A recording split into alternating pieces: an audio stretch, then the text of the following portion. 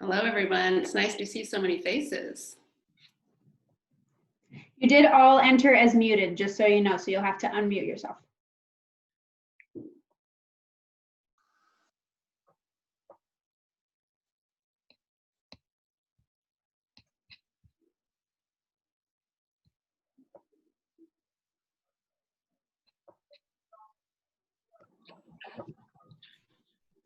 So far, I only have one board member. This might be my biggest meeting yet.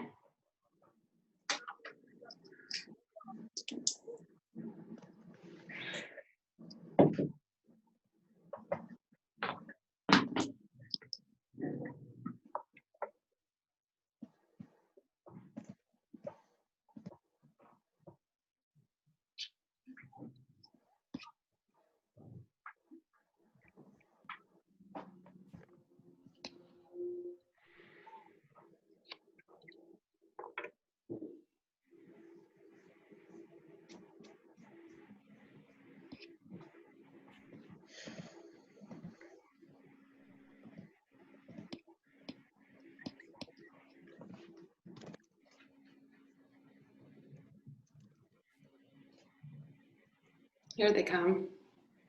In there.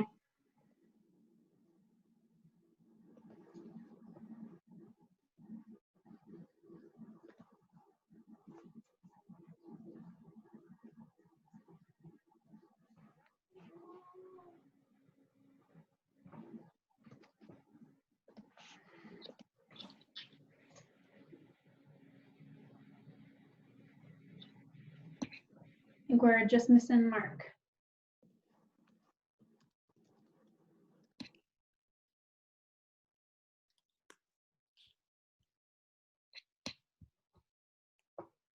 Well, whatever drug you give everybody to stay so silent at the beginning of the meeting, I'd like you to dispense that to some of my other Zoom meetings. That's the trick, is as mute upon entry. Yeah, Yes. I instruct them all to mute themselves and only use their space bar when they want to talk. It helps a lot.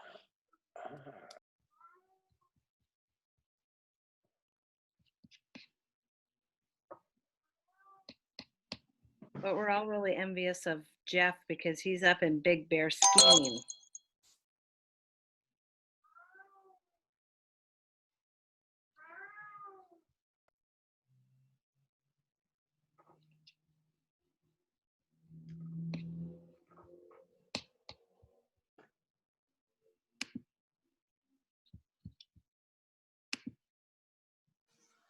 Could I ask, this is Mary Ellen Hester, and I was just wondering, I received a text. Trudy thinks my video is off. Can you view me? We cannot. Huh. I've done it. I don't know what. There you are. Is that it? All right. Okay, you came back up now. Yep, thank Okay. you. Thank you, Trudy.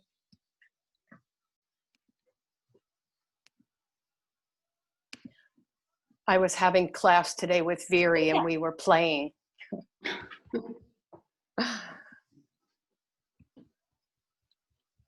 It takes a lot of practice for sure.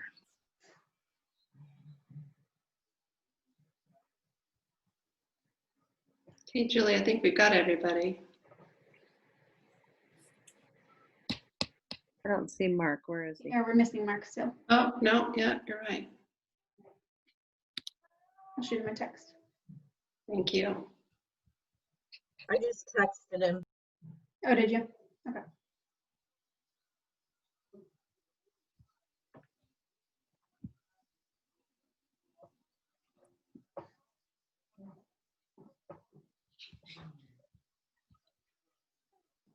So could I just ask, Nicole, I see that you're there. Are you there just as a participant, but not on the board? Or are you on the board? Well, as the principal, I do present on behalf of Calistoga Elementary School. Okay. This is my first meeting, so I'm a newbie. Welcome, Mary Ellen. Thank you, Erin. I'm very excited to be here. excited and nervous. Don't be nervous.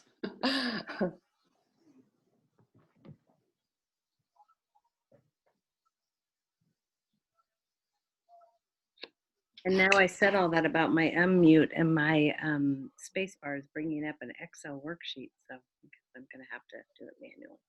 Mary Ellen, what happens is it's always us 5 board members and then the principals from the 2 schools. And then we have a student representative, which is Alexa, and she's up on the top on mine. So she represents all the students. And then everybody, Wonderful. Maureen is from the district office, and Michael also. And then the rest are just people who are here. Oh, and Paula, how can I forget Paula? She's the backbone of the whole operation. And then we just have then attendees who come. Nina is did you really answer? excited today.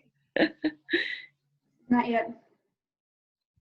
Julie, maybe we should just go ahead and start. We can certainly, there's lots of little business stuff that we can do getting started. Okay, so why don't we adjourn to reconvene open session at 6:06. And I'm just reporting that there was no action taken in closed session today. And then I'll do roll call really slow and hope that we get on before. So clerk. So remember, board members, that you have to speak. Yeah, okay. Trustee Lopez Jones? Here. Trustee Field? Here. And then Trustee Galindo, I know is going to be here at any moment. And Student Representative Alexa? Here. Great. So I think Paula will share her screen and we can all say the Pledge of Allegiance. And you can unmute if you want.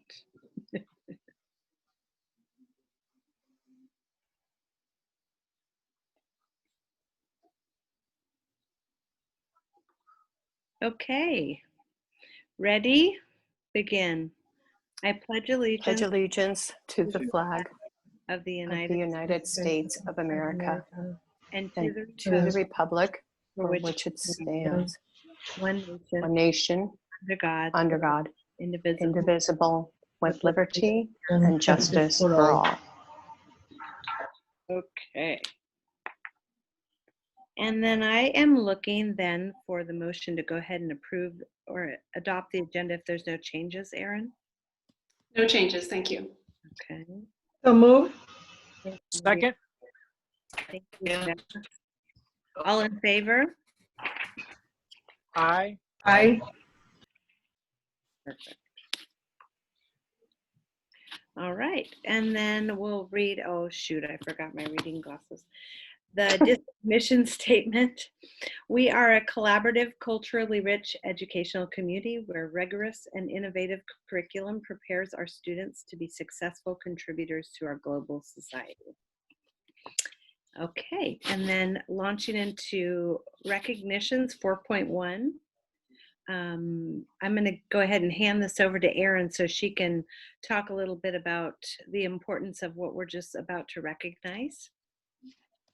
As I've shared with our trustees in the past, research has shown that of the many factors that can influence student achievement, it's the teacher that has the greatest impact. And with this in mind, our district has made a significant effort the past few years to conduct a really robust hiring process in order to put the most talented teachers in our classrooms.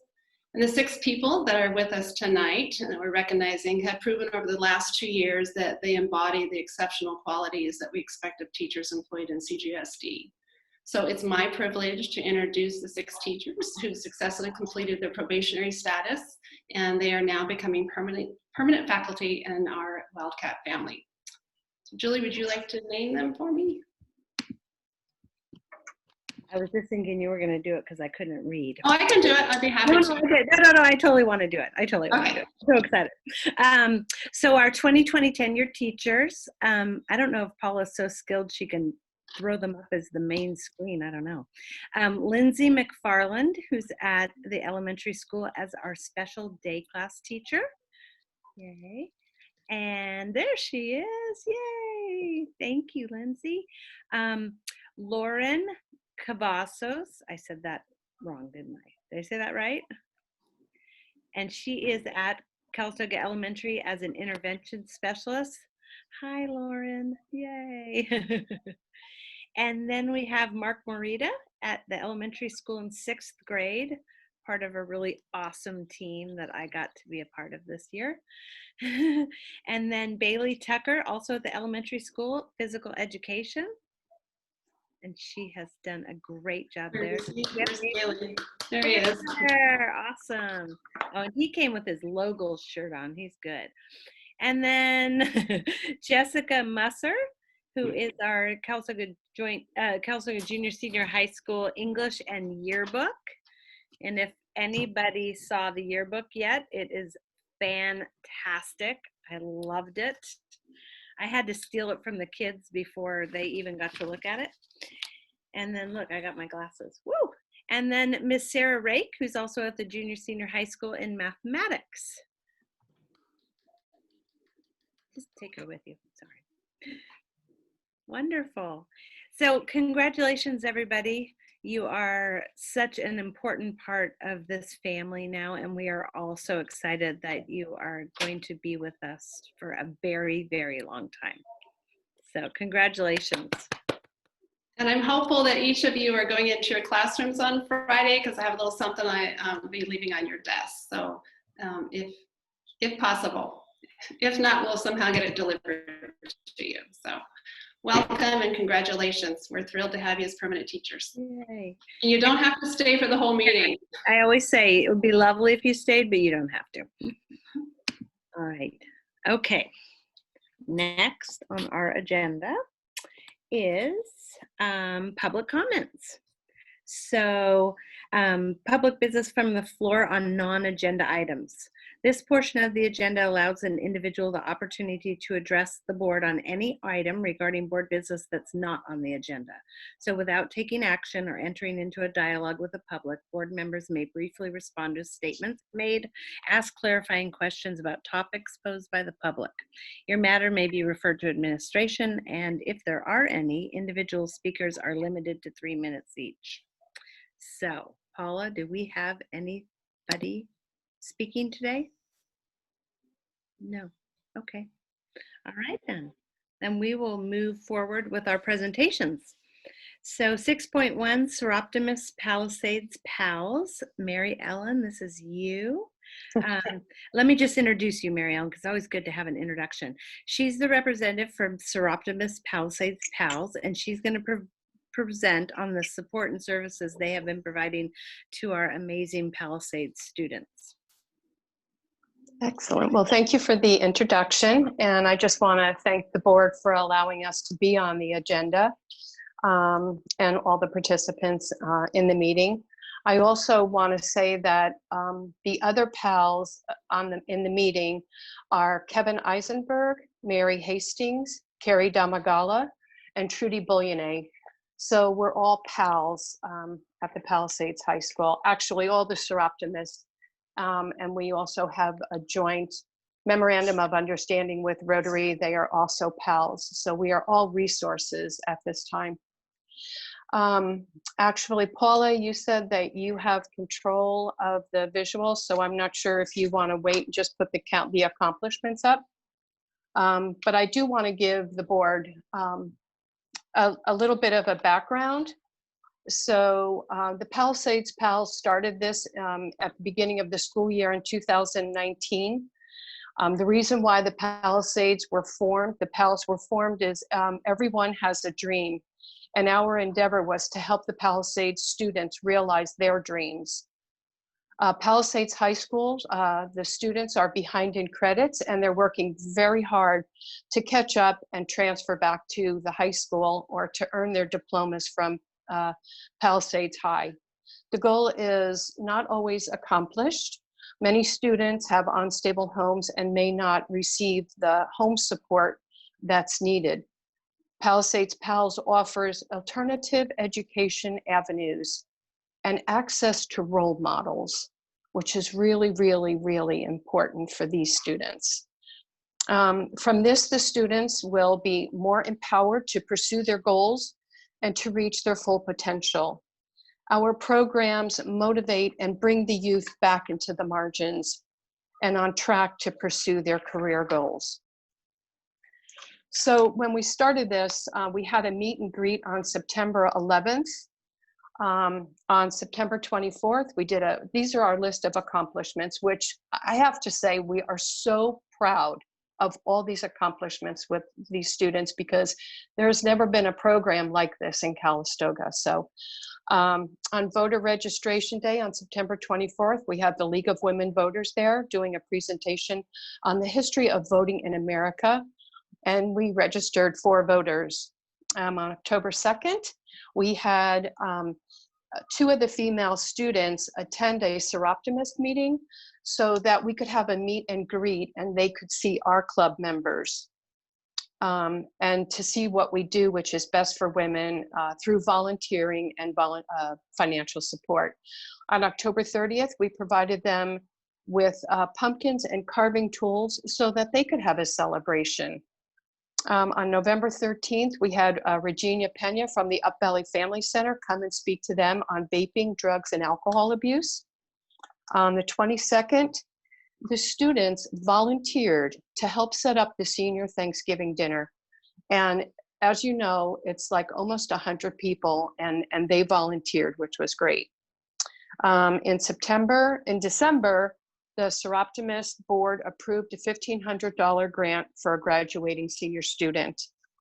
On December 11th, we had a holiday gathering with the students, and the students were presented with new books through the Seroptimist Wrap program, along with a Christmas stocking, which each student received a $10 gift certificate to Rotary, See's Candies, Napa Valley soaps, and cookies.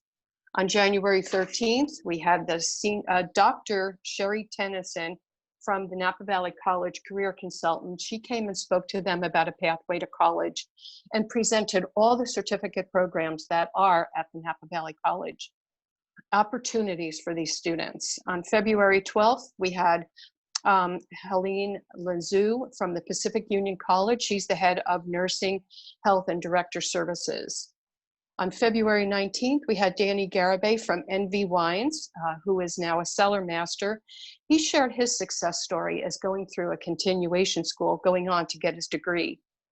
On February 20th, the Rotary Club signed a memorandum of understanding with the Seroptimist for also a $1,500 grant to the students. On February 21st, they had Shadow Days at our local Cedars Home Care. On the 24th, we all know Salon 360 and Soul Rebel Coffee. Both of those owners came and talked about their success story. They're business owners here in Calistoga. They're graduates of Palisades High. On March 6th, the Palisades students assisted with the Seroptimist crab feed setup of the Tubbs building. That's for 350 people. They came in and they worked hard. It was really great. As we all know, March 13th, it was shelter in place, and we kind of lost a little bit of ground while everybody was distant learning. And so we lost that month. And so in May, the Seroptimist and Rotary Club application was submitted to Palisades High School. We also had a guest speaker, Rafael Mendez, and I'm not sure that this has happened yet. It's all because of the Zoom. The students are, learning at different hours now, and so we're a little bit off with that. But we also have a great pending list to start out next year with the Rotary coming on board, because we have all of them as resources and mentors for these students. I'm happy to say that we submitted that we submitted the application for these 2 grants. Out of 4 graduating students that were able to graduate this year, 3 of them applied for the grants. And so we're very happy to say that 1 female has been awarded a $1,500 and 1 male student has been awarded $1,500 for their dreams to go to Santa Rosa Junior High. So this story has not been told. We have a couple of announcements going in the papers, but I just kind of hope that you know, people will share this good story. I also want to point out that we have come a long way this year, and because through the school and in the administration, that the students are able, even if it's a drive-by this year, they're included in the graduation ceremony. They also, the students can take elective classes at the high school. The students can get educational support and help, and the students can participate in the athletic sports. And actually, the school is under new leadership of Melissa Davis, and she does an awesome job. She's well received by the students and well respected. And she was really a great help in getting this program off the ground. So I also just want to say that our goals is that we, as the Palisades Pals, want to share this with the board of our involvement, and wish to work together with the school and administration to make the Palisades High School as successful as possible. It takes a whole community to save one child, and we're part of that community. This year, 4 students will be celebrating the graduating class of 2020. That's our success story. We'll hope you support us, pals. That was really amazing, Mary Ellen, and you did an awesome job. I'm so happy to hear all that. That's so, I've always loved, before I was on the board, helping with Palisades, and it's great, everything you're doing. Really great. Well, good. Thank you. Thank you. I would add, when I first came on board, the Palisades, they were struggling to find a PE activity. And so I asked some friends of mine if this was normal. And they said, well, you can't fight every battle, and you really need to pick and choose what hill you want to die on. And schools like Palisades tend not to be that hill. And so that for me was lit my fire, and we got them kids a PE class. We got them Excellent.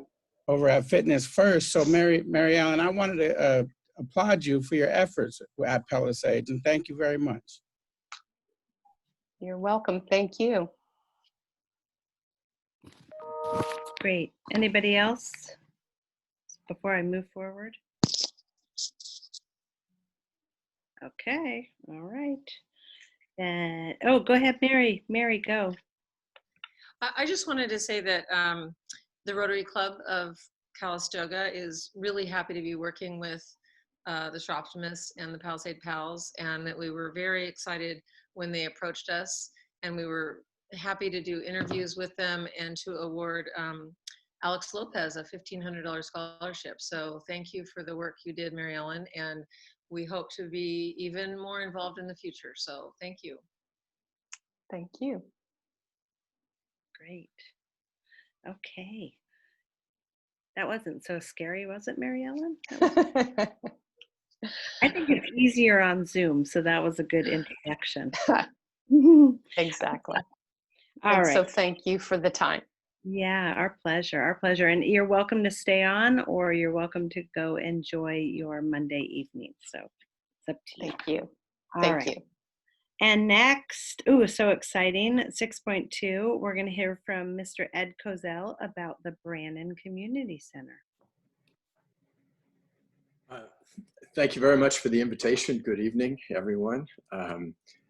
I will try and make good use of the time and leave time at the end for questions.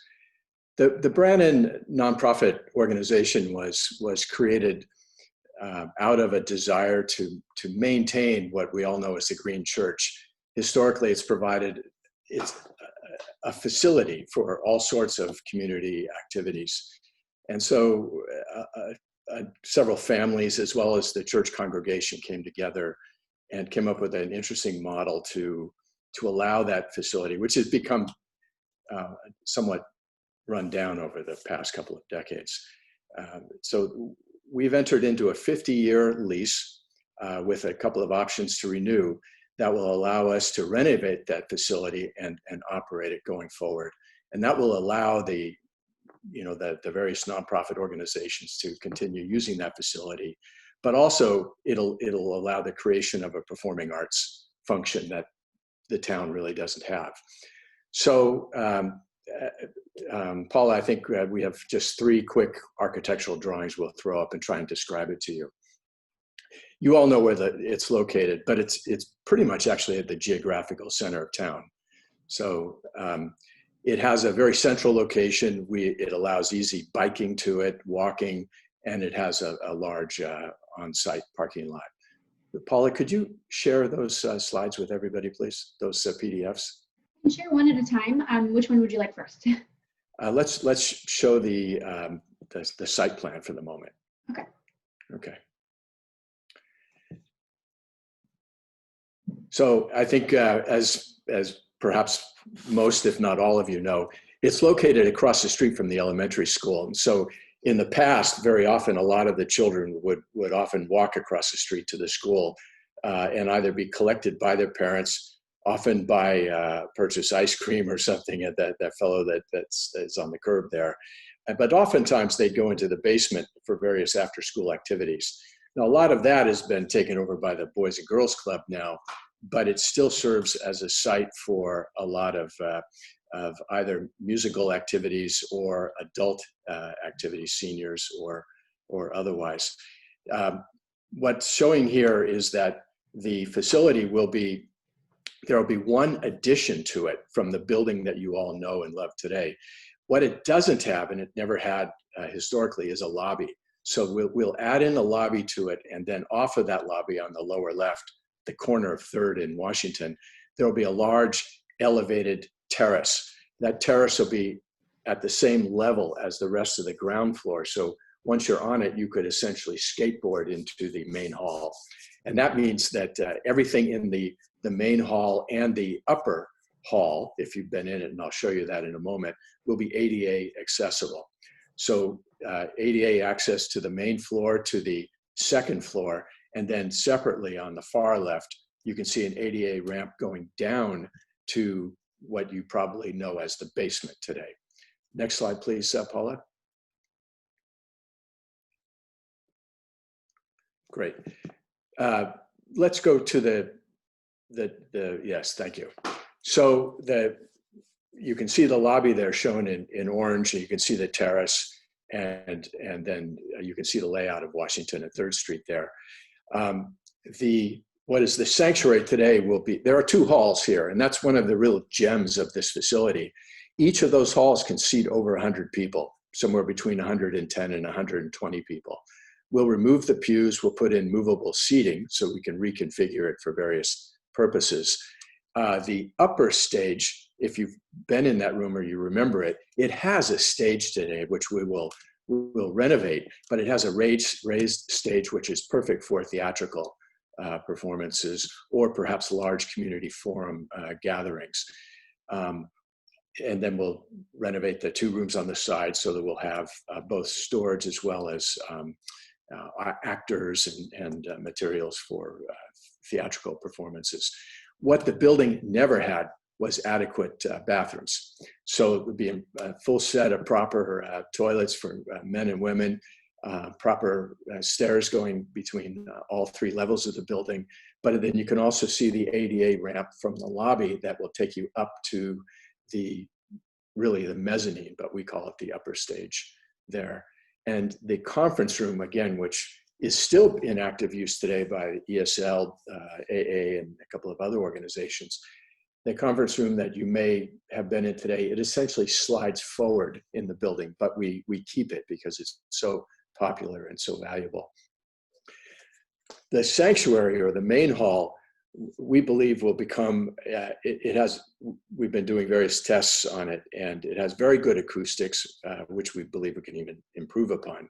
And we think it'll offer an excellent venue for musical performances, whether they are musicals or perhaps various types of acoustical or other musical venues.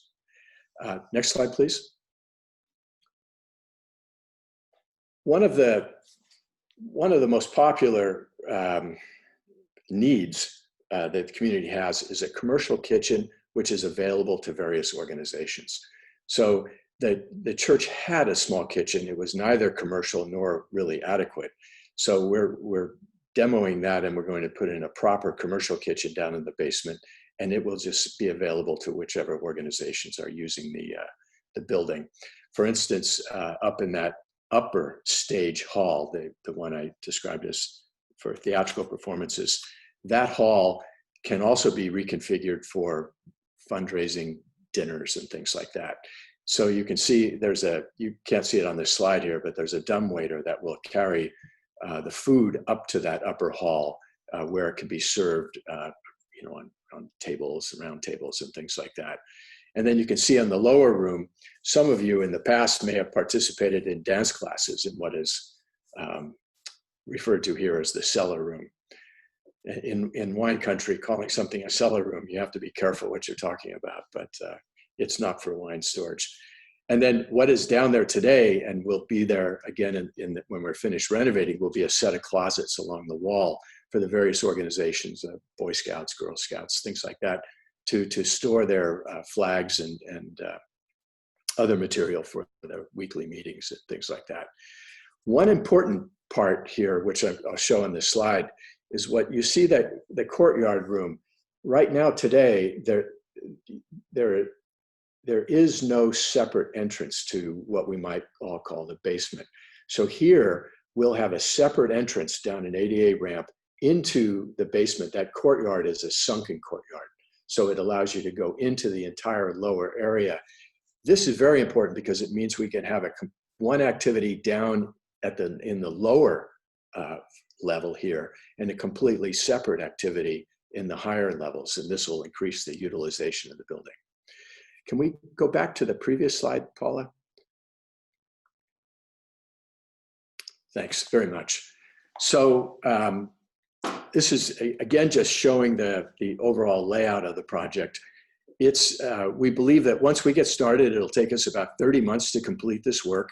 What's going on now is all sorts of studies on the foundation, the building, the sewer, the gas, the water, you name it, and it's all underway now.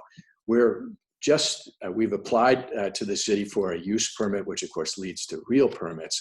There will be a public hearing later sometime this summer, depends on both the city and when we finish submitting all of our materials. So far, everything's looking good. The building is quite old, but the bones of the building are in excellent condition. The foundation's solid, the structure is solid. The worst part of it, if you will, is the area by the conference room and what will become the toilets, areas where we were going to do a lot of demolition and work anyways. The oldest part of the building, the sanctuary and the upper stage, are structurally in excellent condition, although we will, of course, have to renovate them. So the business model of this facility will be a mix of as a facility for nonprofits. Of course, that will never pay the bills. So we will host weddings there, quinceañeros, musical events, things like that, and hopefully those will largely pay the bills, allowing the nonprofits, and we hope the school district, to use this building as well. Historically, the elementary school parents have used the parking lot to collect their children in the afternoon and drop them off in the morning. We absolutely hope that that continues. We have approached the school district and hope that we can combine the elementary school parking spots in the evening hours and in the weekend hours with our own on-site parking lots, and then combined as well with the city parking lot, which is a half a block away. And those three parking lots together offer over 100 parking spots, which will go a very long ways to alleviating any neighborhood anxiety over on-street parking. So that's the background of why we've approached the school district with our request. So at that point, I'll open it up for questions if anybody has any, and hopefully I'm not overstaying my welcome.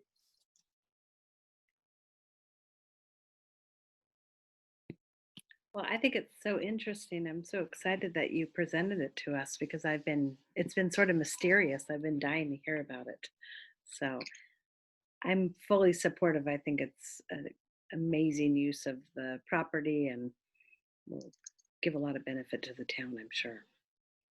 I think all of us have attended perhaps one time or another the Upstage Napa Valley regional theater, and we've all heard their complaint about Calistoga not having a venue, and I think that's to some large extent that's true as well for the high school, and we'd all like to see that sort of venue in town, and that was part of the motivation here.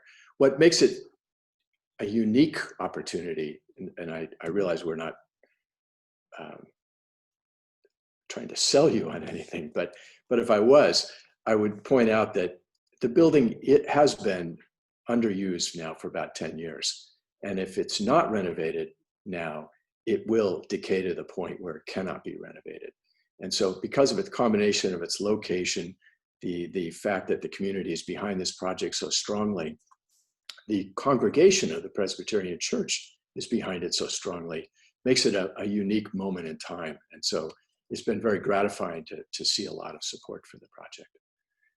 We've talked with Rotary, the Seroptimists, we've spoken with Adelante, and the goal here is to make this a real a catalyst for the entire town to use. And again, we really much hope that the school district will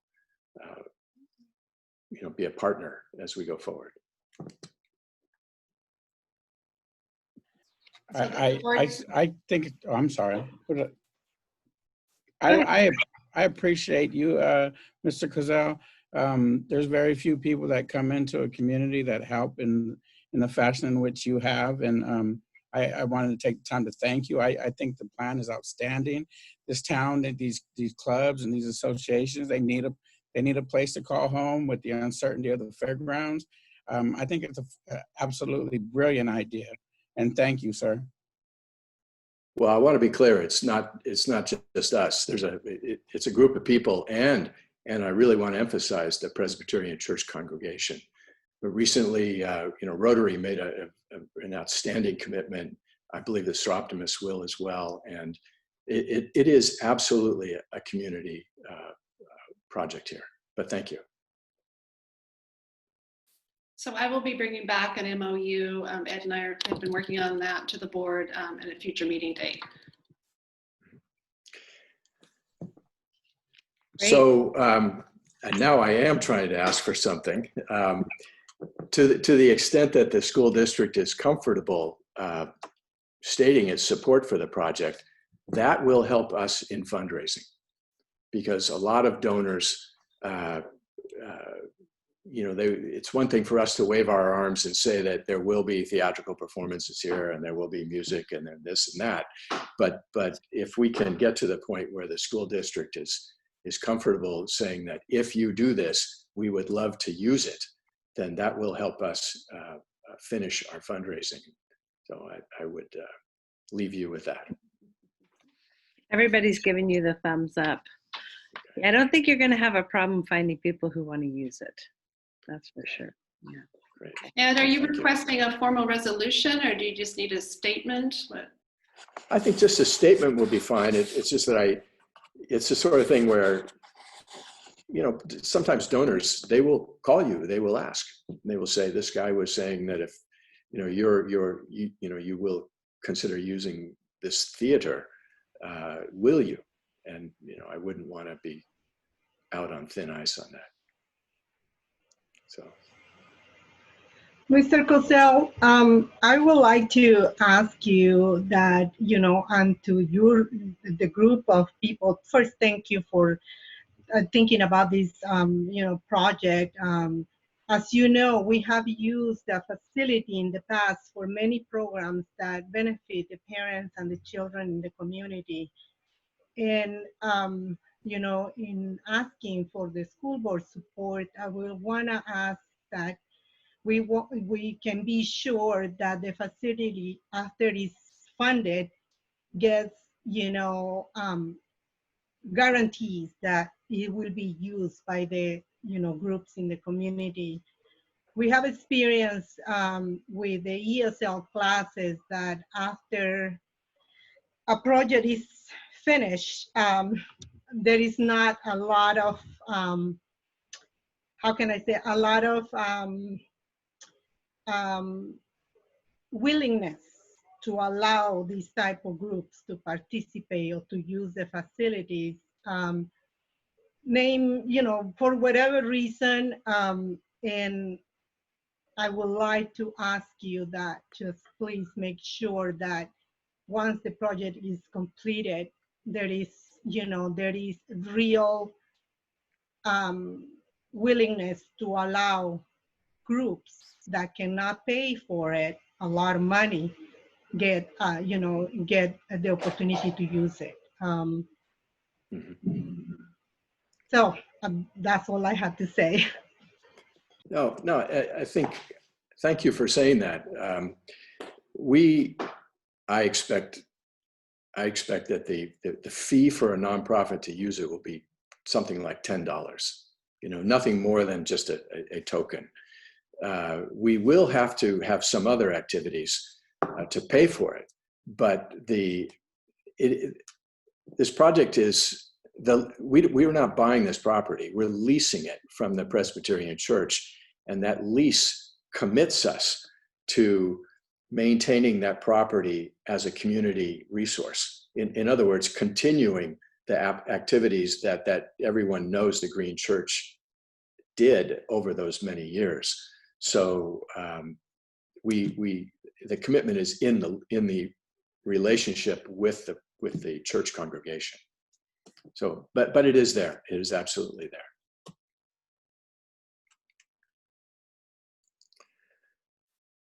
Well, thank you very much. Are there any other questions? Anybody else? No? Okay, no, I'm excited. I think it's an amazing thing. Really a great vision. So thank you for the help. Well, thank you. And I want to thank everybody that's been so supportive so far. It's been very remarkable. So, all right. Thank you. Ed, you're welcome to stay, but we would. I'd like that if you don't mind. All right, perfect. Okay, so now we're moving on to 6.3, Measures of Academic Progress, or MAP, and we will give the floor to Michael.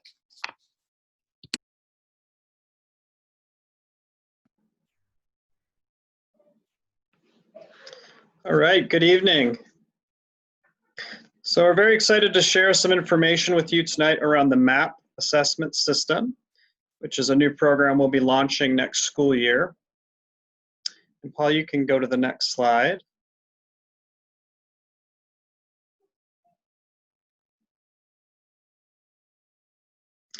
So this is a local assessment as opposed to the statewide assessments we give with CASP and physical fitness testing and LPAC. This is a local assessment that's ours, that we choose to give for our own purposes. And it's an interim assessment, meaning we give it typically 3 to 4 times a year for the purpose of identifying where students are at and students' growth throughout the year. It's available in grades K through 12, which is great. A lot of systems do not go as low as kindergarten, so it's great that it goes all of our grades. Available in English, math, science, and Spanish. In mathematics, it will test not just grade level math, like 3rd grade or 6th grade, but it'll test the higher level specific math domains that we give at the high school level. It's computer-based. This allows us to get results quickly, potentially allows us to have students take this assessment from home. And it's adaptive, meaning as students get more questions correct, the test gets harder. As students get questions wrong, it gets easier, but this allows for a much larger range of assessing student understanding.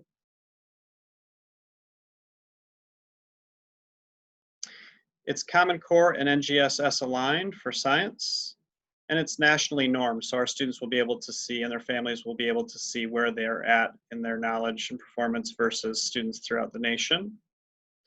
And very important, especially as we move forward from our previous interim assessment system, that it has CASP-style questions and testing interface. So this means that the questions are looking for a depth of understanding as opposed to a surface level procedural knowledge, and as opposed to just a multiple choice test. There's drag and drop, there's graphing, there's multiple answers. It's very consistent with CASP, and that's critical. I think sometimes in our previous assessment system, we felt like things were where we wanted them to be on a certain test, and then there would be a disconnect with what happened on the statewide testing. We want to make sure our local assessment system looks and is as much like the state system as we can get. It has accessibility features for our students with disabilities and a home language option for our newcomers that might need to take the tests in Spanish. Besides the 3 to 4 interim assessments that we will give to all students, teachers may want to test their students more frequently on shorter tests, say every 2 weeks, and they have shorter skills tests which are available that we will explore. And this is a widely used system throughout the United States, California, especially in Napa Valley. It's become one of the main systems for assessing student learning throughout the county. And it's a research-based and award-winning program. So it's a good program that we're adopting here.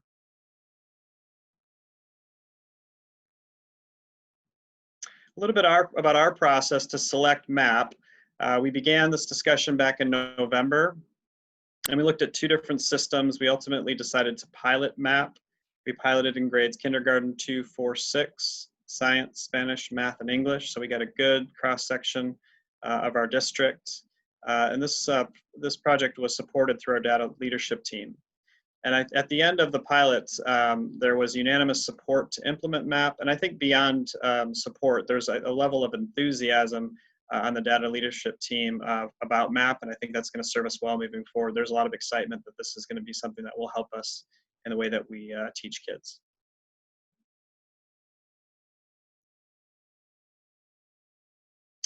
Some of the benefits: we need a local assessment to help us identify where students are at, students' levels of learning.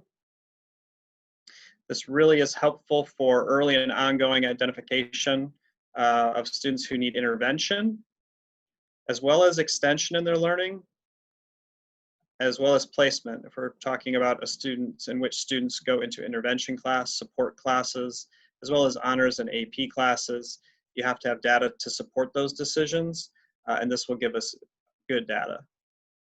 Most importantly, it drives classroom instruction. This is good data for teachers to know how to adjust their own teaching. For example, if a teacher sees that student mastery isn't where they want it to be on a certain concept, they may choose then to reteach that concept. They may also choose to design that unit a little bit differently the following year. This is the key to having good assessment data, is how it impacts the way that we offer instruction.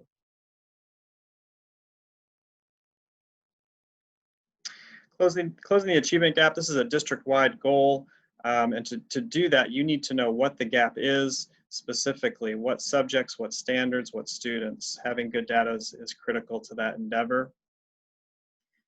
And we've had a local interim assessment in place for a long time in RI and MI. We've had a lot of process and good process around looking at data, but we've known for a while that we need better data. We need data that's more consistent with CASP, and that is just deeper in what it can offer us, and this gives us good data.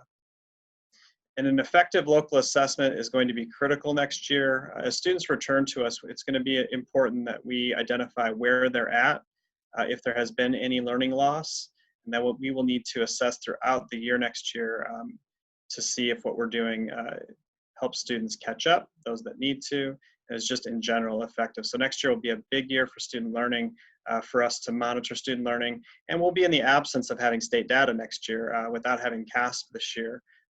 That's a big hole in how we typically look at student progress. We will need our own system, and it's important that we have a good system.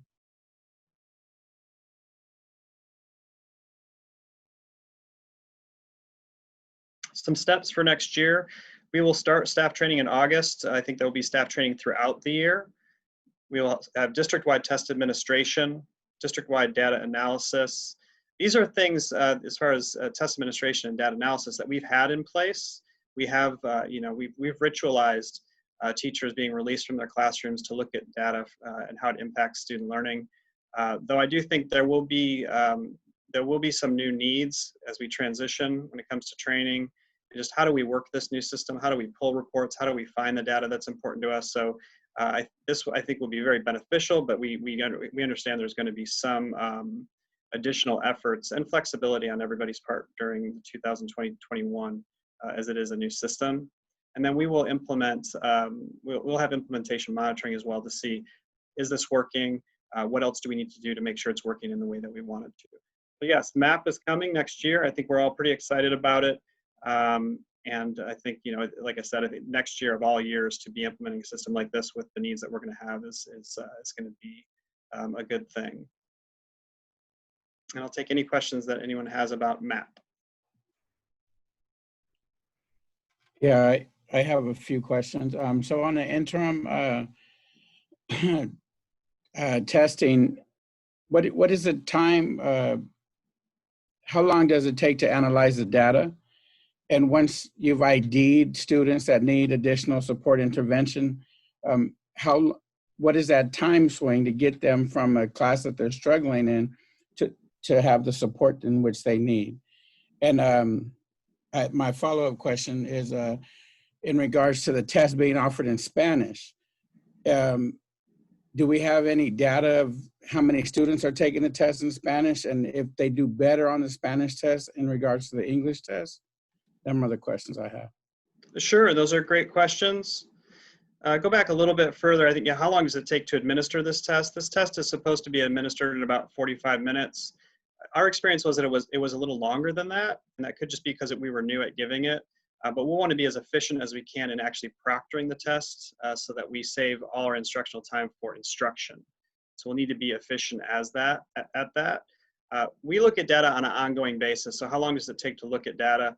You know, typically teachers are released from their classroom approximately 3 times a year for a full day, each 3 days, to really look at the interim assessment data. But it's also looked at throughout the year, whether it's at grade level, department meetings, or by administration teams. So it's an ongoing process. And then as far as what do we do with the data, I think that is really ultimately the most important thing. We can have all of this data, but what does it mean for how we work with kids, right? And so this is where we have systems where we support students who struggle, whether, again, it's support classes, intervention classes, individualized support, assessment for students who need a higher level of support.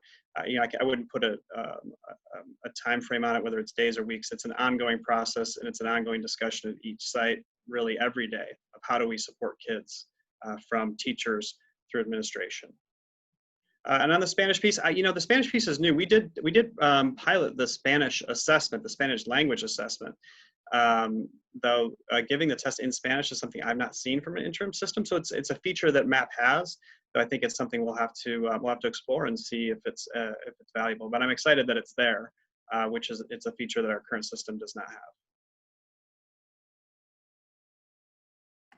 have. Michael, if I could just add, just the dialogue of having an intervention system, a data system, is a huge step in the right direction, as opposed to an intervention class with intervention systems where we can ensure that all kids get the support that they need. I think we are taking that step in the right direction. Thank you, Michael. I appreciate it. And I think, you know, this is a district-wide endeavor of how do we respond when students struggle. And I think from site administrators to teacher, it's something that we all see the importance of, and I think we're getting better and better at it. And I think this assessment system, I think, will push us in the right direction at being good at that work. Great. I think Nicole might have had a question.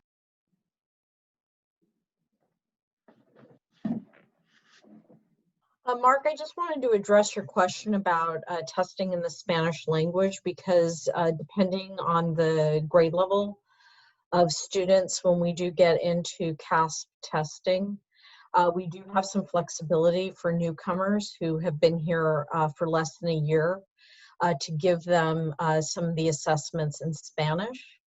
And so what that would allow is if we have a newcomer, and it's really in math, where they are allowed to take that assessment in Spanish.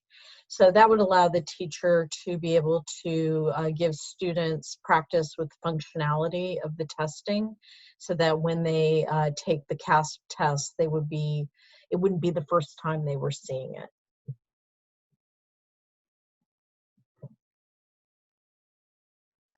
Thank you for that, Nicole. Great. That was interesting, Michael. Thank you so much. I think more now than ever, not knowing how we're going to be going back into the next school year, it's going to be even more important. So, okay. Anybody else on MAP? And that moves us into our information discussion items. So we'll start with Aaron 7.1, the LCAP survey results. As I mentioned last month, the state postponed the deadline for this year's LCAP due to the COVID pandemic. So a one-year plan will not be completed and submitted until this coming December. So districts are going to complete a 3-year LCAP using the new template and submit it to our board, the county office, for approval in June of 2021. But we did have an opportunity to distribute the LCAP survey prior to school being dismissed. So our stakeholder results are in the board packet. I asked that you had reviewed it, and this is just a time for you to ask the principals or myself questions if you have them about the results. And we will be surveying our stakeholders again in the fall, just because we've been out of school for quite a bit of time. So any questions or concerns or comments? Well, I would say if we are planning on surveying them again, that's great, since we bought a little extra time. So my first question was, were the amount of participants that did the survey this time commensurate with the participants last time? We actually had an increase this year. That's a good question. And we think that's because we didn't just push it out electronically. We also allowed our parents to return their survey in paper form. And so a lot of them chose to do that. I think that a lot of our parents are more familiar now because of our distance learning with online surveys and our online student information system. So I think that that will help us for the future in having more responses electronically. We did not survey as many students this year, but we will survey more again in the fall. So we can certainly look at it, but just keeping in mind that I think that the data is going to change a lot when we get some more participants in. I agree. I would like to, I have a question. In the LCAP here, and since I've been around, I've heard the common, our GATE and academy programs being cut. What are we doing for our gifted students to give them the support that they need? I know every parent feels their child is gifted, but I have a gifted child myself that I feel isn't being challenged. What can we do to ensure that these kids are getting the academic support to elevate as high as they can? Nicole, do you want to talk about the GATE program at the elementary school? Sorry, I'm fighting with the unmute button here. You can see my eyes furrowing here. Just to let you know that last year, and this was a similar trend with the LCAP survey data from last year. And so we did set up an ad hoc group of teachers and parents to look at how could we roll out gifted and talented program. And we narrowed it down to trying to do something in the mornings before school.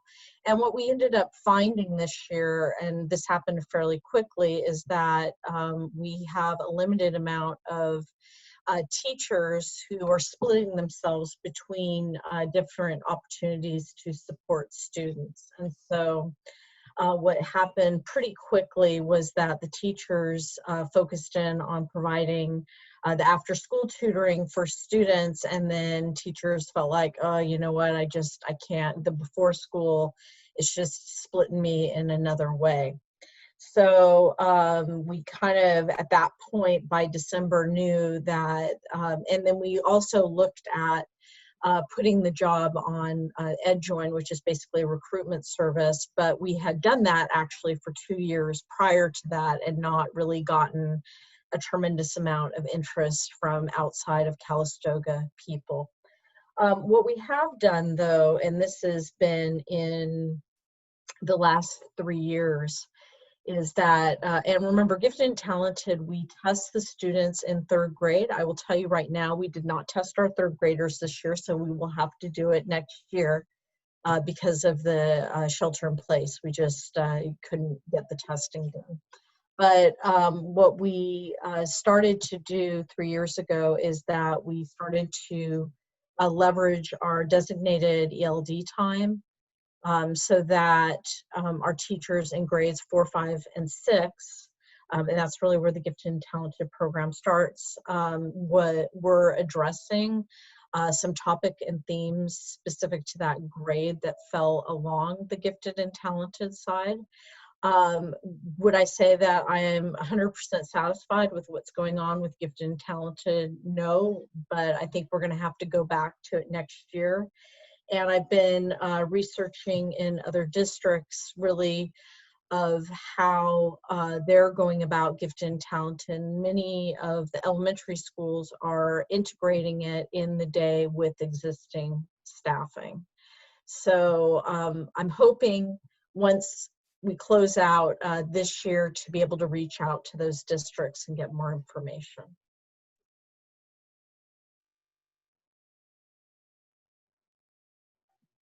Oh, okay. So what do we offer right now, presently? So right now, during our designated ELD, we we look at our gifted and talented students, and in 3rd through 6th grade, we regroup the students. And so they will go to a classroom teacher. And like, for example, in 6th grade, they do word masters. I believe in 5th grade, they did debate with Mr. Kreiner, and in 4th grade, they did various PBLs with Marisa Henricks. Okay. Well, I'll definitely be eager to see what you come up with, because it was sort of along the lines of academy program that we had 5, 6 years back that was pretty popular, and it was integrated into the school day, and we somehow figured out how to make it work.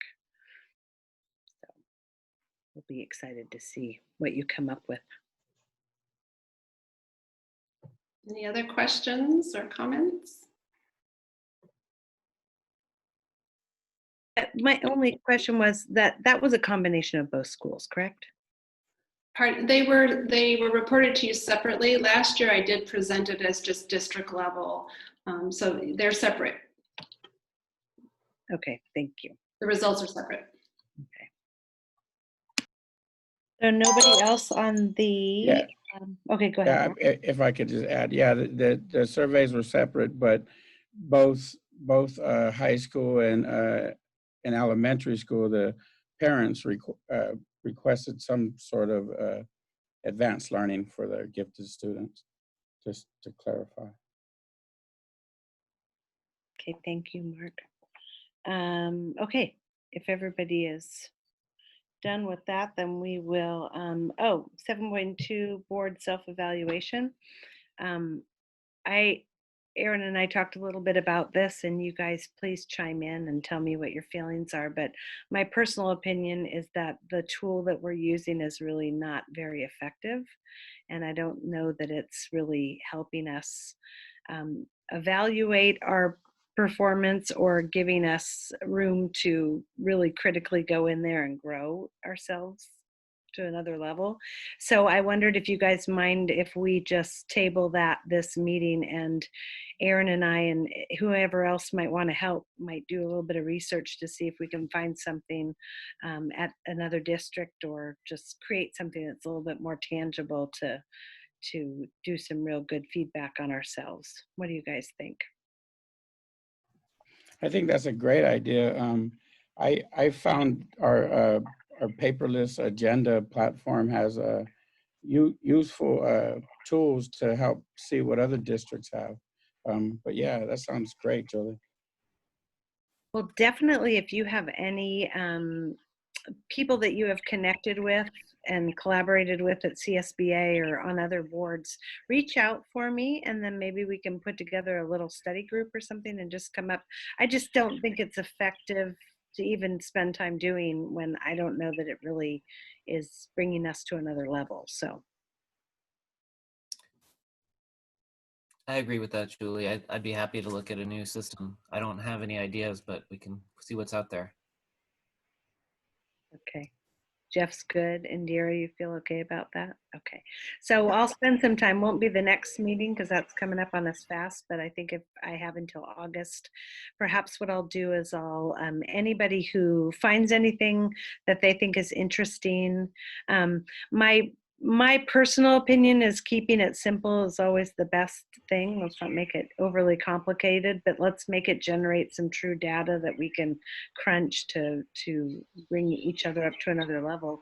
Maybe we can make a deadline. I'll work with Paula. She can send something out that if you have something to suggest, we'll do it by maybe the 1st of July. And then I can compile something and bring something back to the meeting in August. Okay, thumbs up all around on that one. All right, then. We will move on to 7.3, our board policies and administrative regulations, first reading for some new ones. So these policies I'm bringing forward tonight from CSBA are all reflected, they all have new laws within them, so there are no local policies. These are all just recommendations from CSBA. Any questions about them? Okay, I'll bring them back then at the 15th. In addition, I'm going to be bringing a policy that's specific to COVID, and it directly reflects the CDE recommendations that were published today. So unfortunately, we did not get the policy until too late before we posted this agenda. So I'm going to ask you to do both a first read and approval at the next meeting on just the COVID policy, as well as these policies for approval. Thank you. Okay, and then that brings us into reports. So we'll start off with Nicole with the Calistoga Elementary report. Hey, let me just toggle out of my screen here. All right. Good evening, everyone. It's hard to believe we're in June already. Oh my goodness. So for LCAP goal number 1, ensuring academic excellence for all students, I had the opportunity this last month to participate in 2 articulation meetings. And what was interesting is that the articulation meetings were actually back to back. The first meeting that I participated in was an articulation meeting between our kindergarten teachers and our preschool teachers, just to discuss what models were going on for distance learning and some of the challenges and the celebrations that we were having with distance learning. After I met with the kindergarten preschool group, I then immediately went into a meeting with 6th grade and 7th grade. So I called it the bookend meetings that day. And again, very similar topics of just looking at in terms of how we rolled out our distance learning. We went over any students who had some specialized programs. We did some handoff on programs there. And then we had a conversation just in terms of any potential areas or standards that may not have been taught as robustly with the distance learning model. So then the other thing that I had an opportunity to do was that we were unable to do our kindergarten orientation. Normally what we do is we invite all of our incoming kindergarten families to come to the multipurpose room, and we have a presentation and the kindergarten teachers are there. And really due to the shelter in place, we were unable to do that. So I've been working very closely with Lisa Adams, who's the director of the state preschool. And so this past week, we had a Zoom meeting with the incoming kindergarten parents. It was really well attended. And we are setting up systems so that we can communicate with our preschool families. A challenge is that even though once they turn in all of their packets, we put them into our student data system. We can't use Aries Communicate with them until the data rolls over and becomes live for next year. So I have sent out surveys to those families regarding, you know, the various options of how school could look next year. And the parents seemed very understanding in terms of really knowing that we don't have a finite view of what August is going to be looking like. And then really, I wanted to give a shout out for the efforts of our students and our teachers and our parents. We were maintaining engagement logs in terms of students going to class meetings, students following up with assignments. And we found that once we got devices out, we were really able to maintain over 90% engagement. This happened through just continual communication with our teachers, and also having our paraeducators there and doing a lot of follow-up via phone call. And I think that for looking at distance learning, there were a lot of things we learned. A lot of things, if we could go back, we probably would do a little bit differently as well.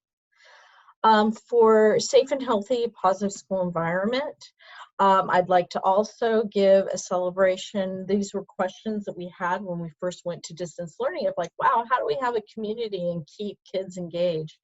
And so we did a virtual talent show. And I will tell you that even live, I had never done a talent show before. And we were very lucky in that Jen Frutel, who is one of our parents, she had started working with students over at the Boys and Girls Club prior to the shelter in place. And so she worked with the families, and the students ended up from their homes doing their talent show acts. And so we were able to push out that video last week, and it was very positively received. I loved it. It was like the highlight of my week for sure. I have to say, I thought the magic was pretty cool too on there as well. I was like, how do you do that? So, and then for LCAP goal number 3, increasing our parent engagement, we have been looking at, and we have been surveying our families in terms of, you know, how is distance learning going and workload and all of those aspects. And so a request that did come out from parents, especially parents of K2 students. Our K2 students are on iPad platforms, which makes Google Classroom very difficult to have as an instrument to push out like portfolios and work. And so we're going to be looking this week at some virtual platforms. So in the event, if that does happen next year, that we can all start on the same platform so that parents don't feel like they have to go between different platforms to access instruction. And then the final thing is that, as you guys know, there have been some developments in terms of an uptick in our COVID-19 cases that happened last week. Really, for safety reasons, we are pulling back what we call our in-person interactions with parents and students. And so we had a plan to do an in-person promotion packet pickup.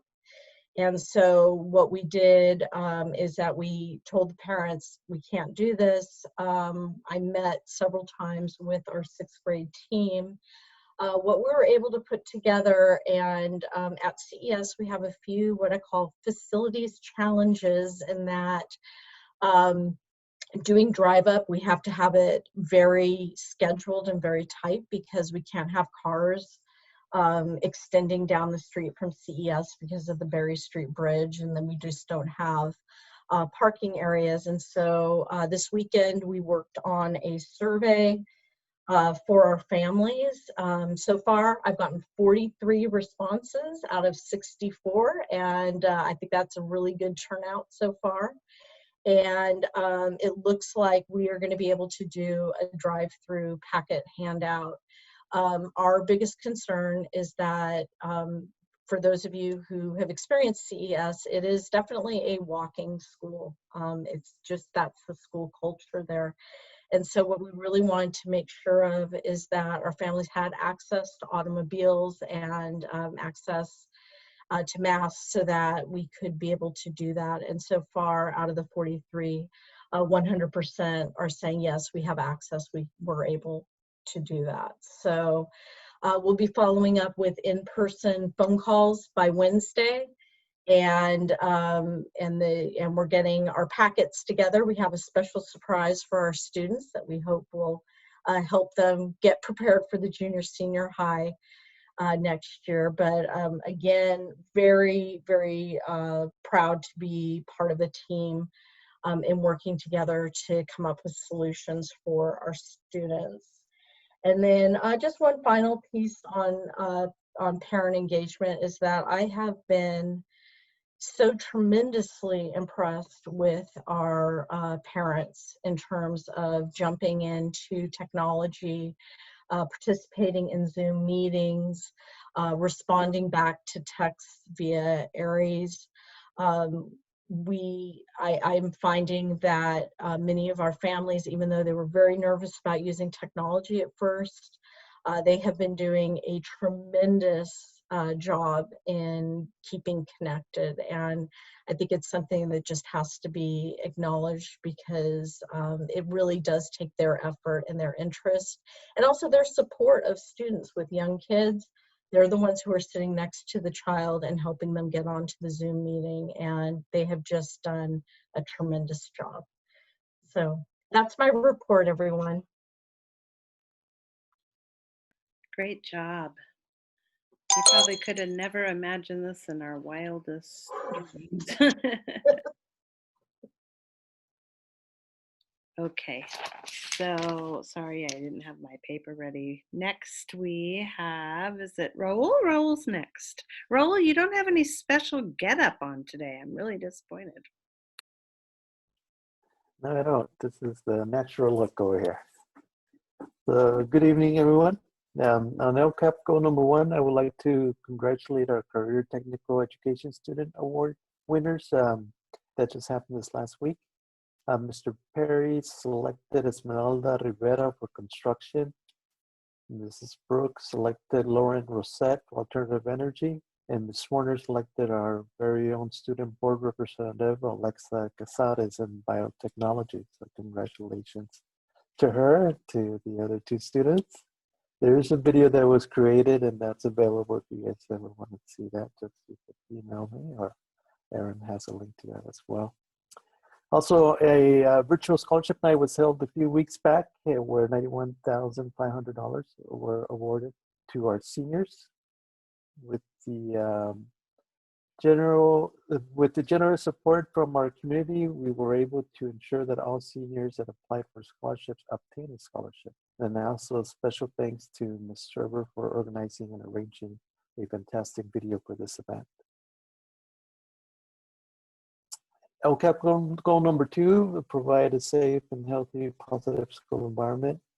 With everything that's going on in our nation, I really wish that our school was in session in order to have check-ins with our students and be able to have some meaningful conversations and dialogue with everything that's going on in our community. And although I am proud of the work that staff has done in our quick shift to distance learning, it really cannot be compared or replaced to the benefits of working with our students on a day-to-day basis. And with that said, we do have a couple of seniors that will not be able to participate in the graduation ceremony this year, as they have not met the graduation requirements. We have done multiple direct outreaches to them, provided as much support as possible, including home visits, phone calls, emails, counseling referrals, and letters home. Their teachers have reached out, the school counselor, Up Valley, Family Center personnel, and administrations have made multiple attempts to engage the students. And at this point, we're just in the process of giving them the information that they need to be able to finish in the summer and receive the diploma to complete their summer program. We're also waiting to receive information from CIF regarding the fall sports and the eligibility requirement changes that may be in effect, as many districts went into a credit and no credit grading format this spring.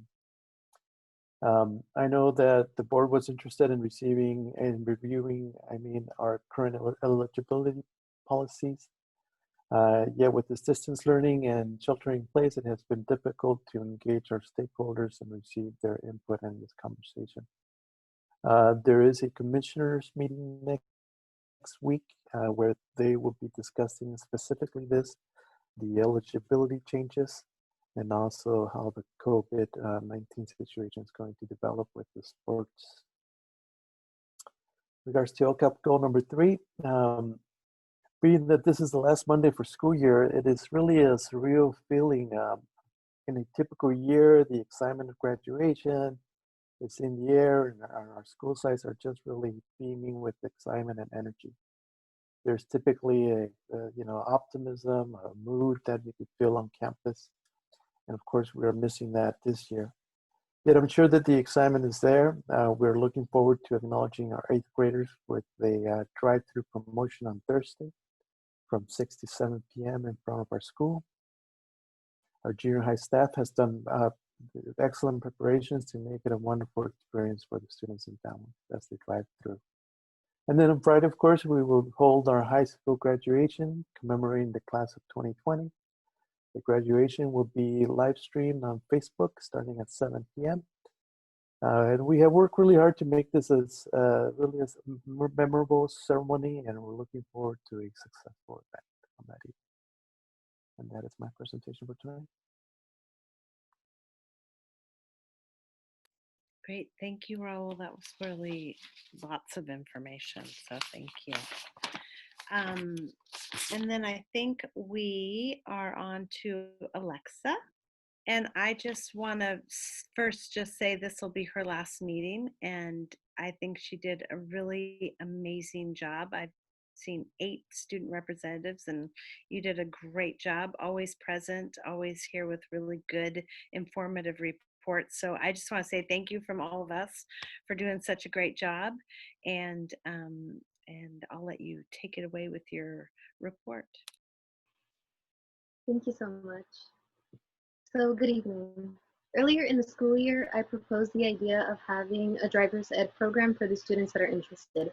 To this day, I'm grateful for the board for passing the idea. Earlier in the year, I discussed further details with Mr. Guerrero. Some details still need to be finalized, but we have a great start thus far. A driver's ed program at our school would be an after-school club. All of the learning material would be online in hopes of teaching students the rules of the road. Not to mention, the teacher giving the course would be a staff member with at least a basic Class C license. Driving the car all will quickly follow learning the rules. If students wish to mention, the teacher giving the course would be established to continue, they would have to do so on their own. This would be the best option. Driving the car would work for most people. A driver's ed program at school would encourage students to continue learning until they can safely, legally operate a car. Great, thank you. Anybody have any questions for Alexa or any send-off? Yes, thank you for being a person of action in that chair.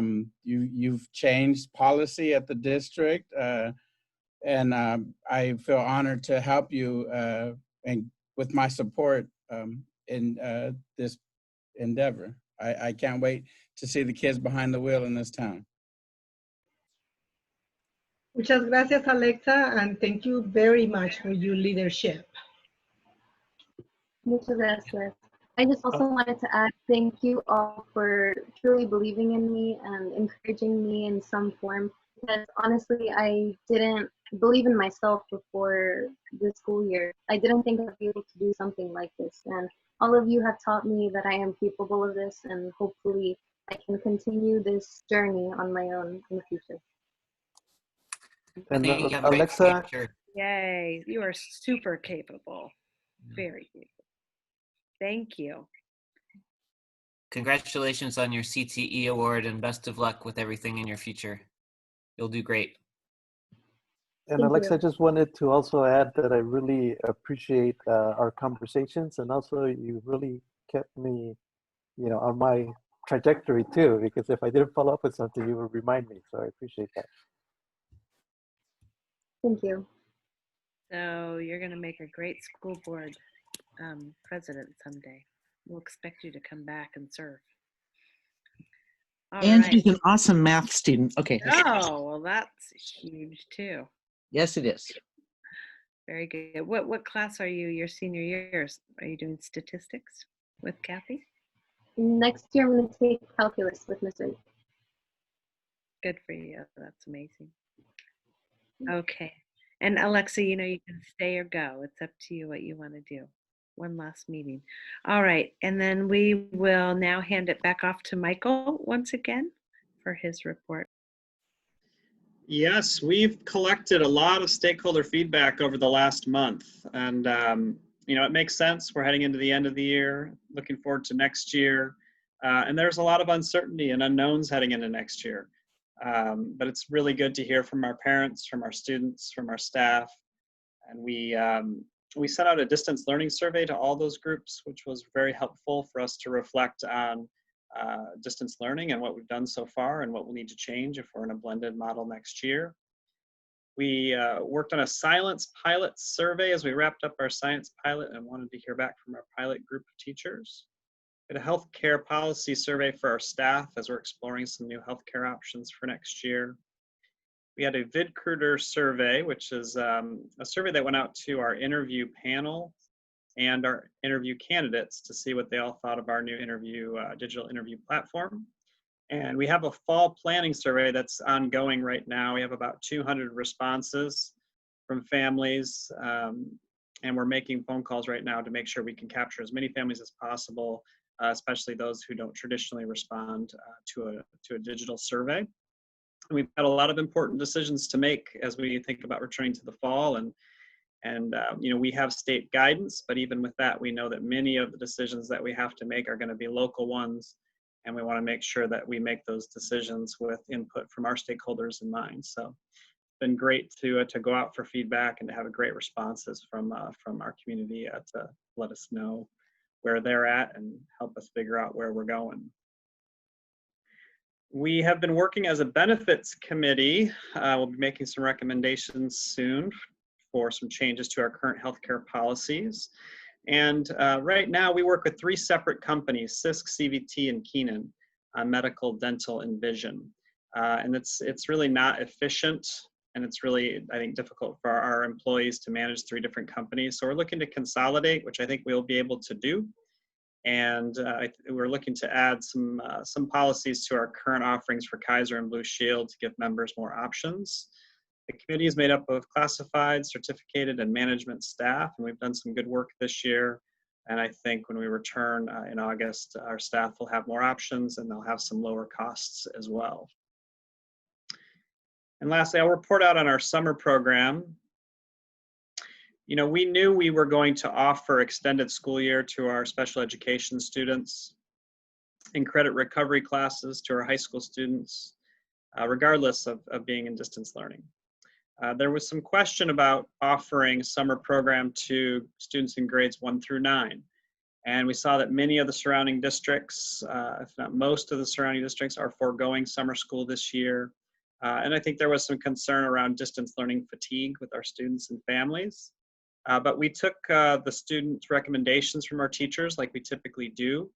We then made phone calls to pretty much all of those families, and we got a resounding response. Around 95% of the families surveyed shared that they wanted summer school for their child. So we will be offering a summer program this year to students in rising 1st through 12th grades. It'll be a 3-week program.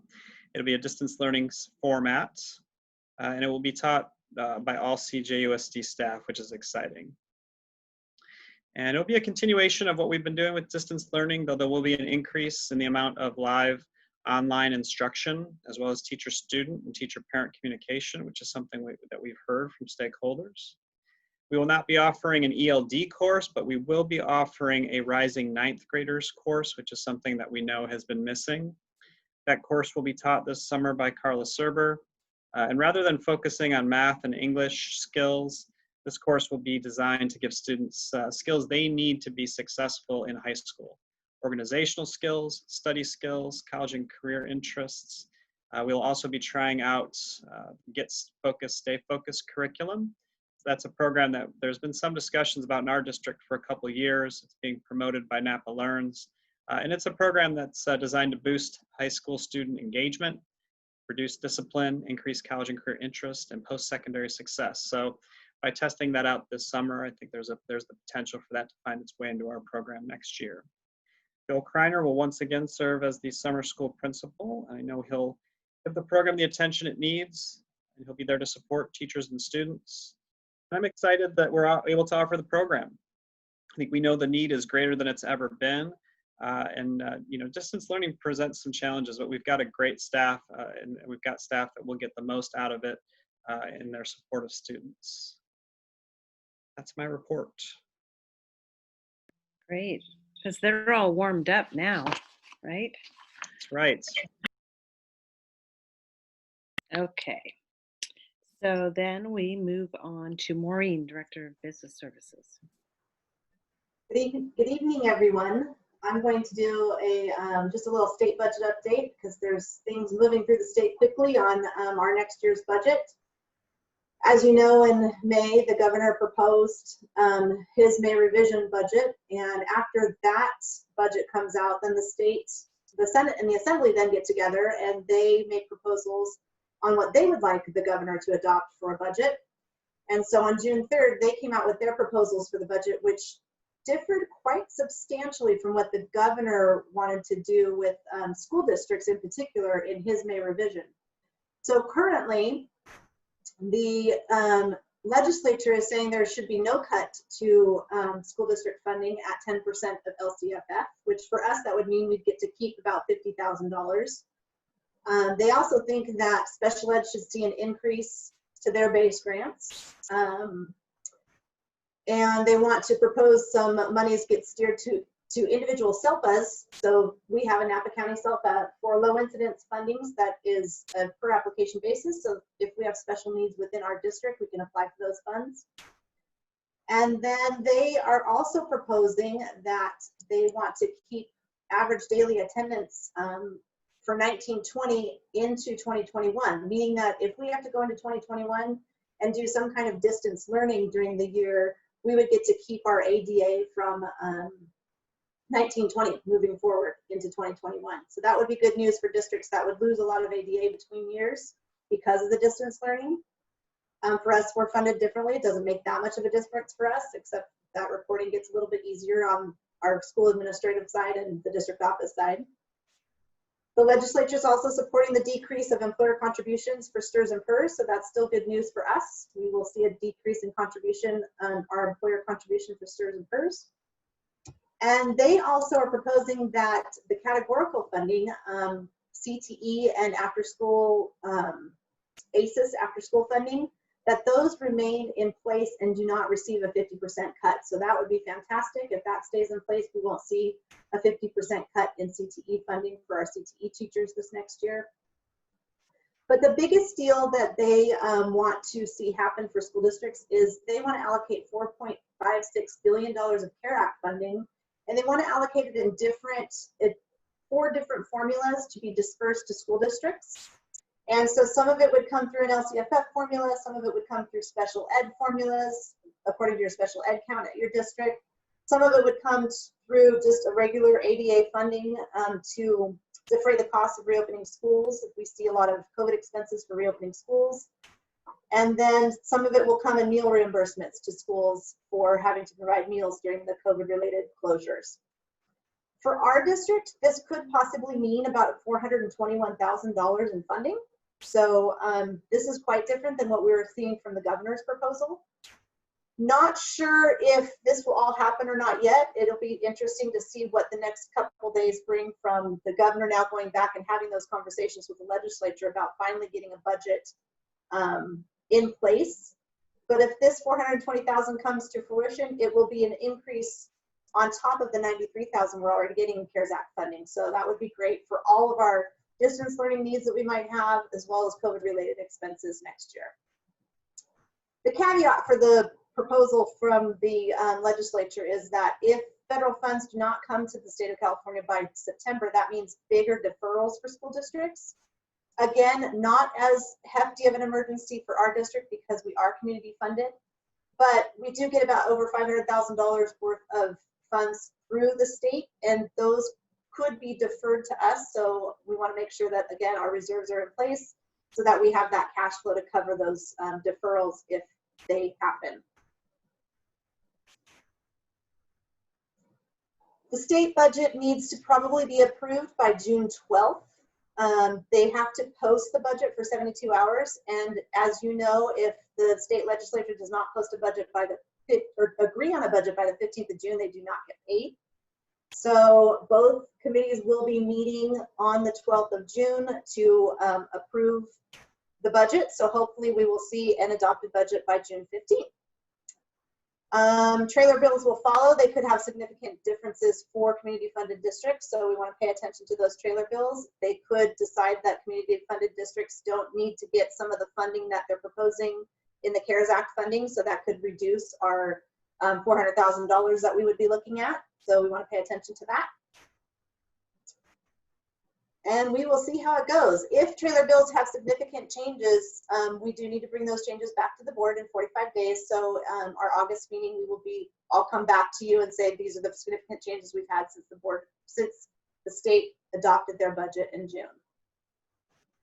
On the child development or child nutrition department review, I talked last time about the our cafeteria fund and our food services department. They had 3 different reviews that they had to have this year.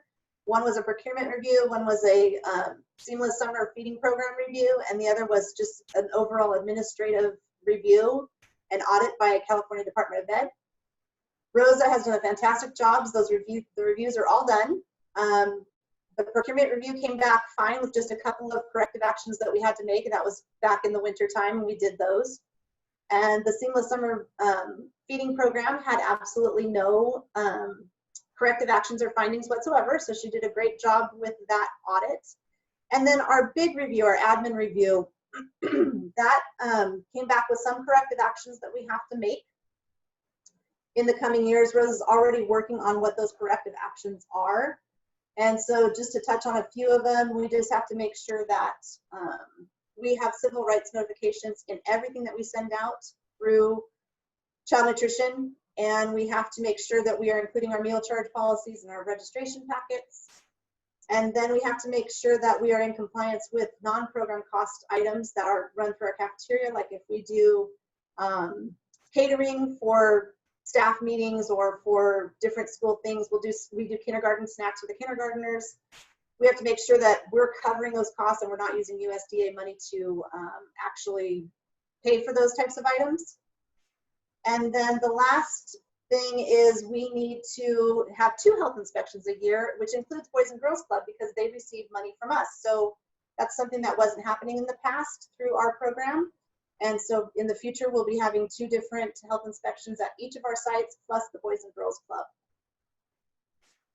Oh, there was one more corrective action, and that was that if we serve fresh oranges to our after-school snack program, which is the Boys and Girls Club, those oranges, if they do not meet a certain size, that we need to feed the children an additional serving of fruit because that orange is not of caliber size to the USDA program. So I thought that was kind of interesting. Just, it's a matter of like a quarter, not even a quarter of a cup difference, but so we can't just give a fresh orange and no matter what the size the kids get an orange, they'll have to get something additional if the orange is not big enough. Karen King, she was our auditor from CDE. She had nothing but great things to say about Rosa's organization and preparedness for the reviews. Our last admin review was in March of 2016. That was 4 years ago. Karen said that we've made many, many improvements to our program since our last review in the areas of accuracy, procedures for processing applications, our verification process, our site monitoring, our meal counting and claiming. So that's pretty much all the areas in our cafeteria program. We've done a great job in the last 4 years of getting all of those things up and running much better than they were prior to 2016. I just want to compliment Rosa on her hard work. I know that I'm complimenting her a lot as I talk to the board, but it's because it's very well deserved on her behalf. She works harder than any food service director I've ever worked with before, and I'm very proud of the actual department we do have functioning very well right now in our district.